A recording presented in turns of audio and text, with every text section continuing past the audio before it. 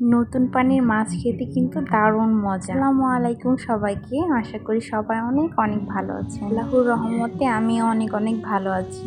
আজকে সকালে বাজার থেকে মা এতগুলো মাছ কিনে নিয়ে এসেছে। মাশাআল্লাহ, মাছগুলো দেখে চোখে শান্তি লাগছে। এখন তো খালে বিলে বা নদীর মাছ অতটা পাওয়াই যায় না, শুধু হচ্ছে চাষের মাছ যেগুলো ফিড খাইয়ে বড় করা হয়, যেগুলো খেতে একদমই বাজে। তবে আমার বাড়ি খালের পাড়ে হওয়াতে আমরা প্রায় সময়ই খালে বিলে টাটকা মাছ বা নদীর মাছগুলো খেতে পারি।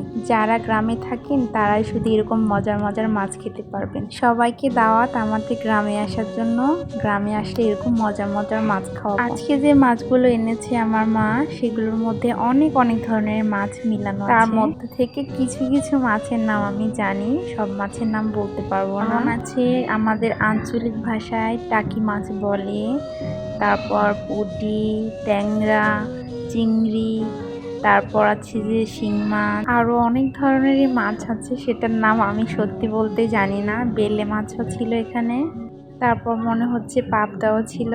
সব মিলিয়ে বলতে মাছগুলো অনেক অনেক সুন্দর ছিল এবং তরতাজা টাটকাও ছিল।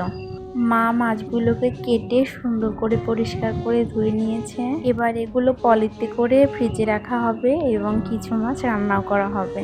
অন্য কোনো সময় এই মাছগুলো রান্নার ভিডিও আপনাদের সাথে শেয়ার করব।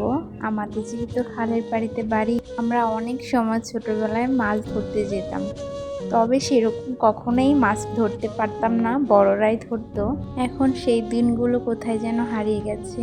এখন আর আগের মতন কেউই খালে বিলে মাছ ধরে না।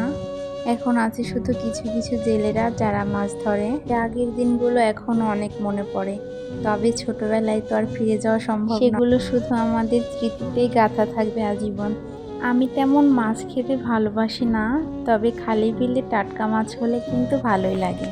আমার মতন কে কে আছো যারা বাঙালি হয়েও মাছের থেকে মাংস খেতে বেশি পছন্দ করো? দেখাতে দেখাতে অনেক কথা বলে ফেললাম।